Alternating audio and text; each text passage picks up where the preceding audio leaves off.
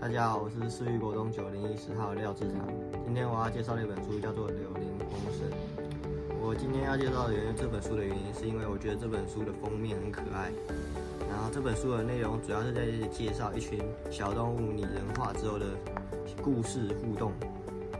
初中的小动物每个都很有爱心，很有热情，让人看到就会觉得心灵被治愈的感觉。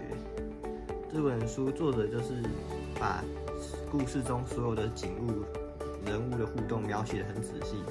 这本书后，我觉得有时候幸福不需要追求什么钱或是名利，我觉得只要放下，只要用心观察四周，就可以发现幸福。看完这本书之后，我希望可以像故事里的小动物一样，让生活都附近充满了幸福。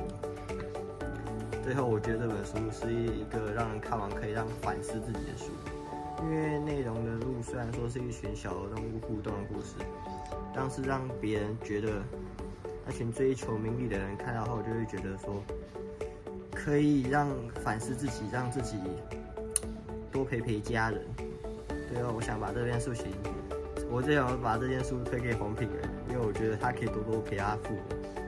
以上是介绍的报告，谢谢大家。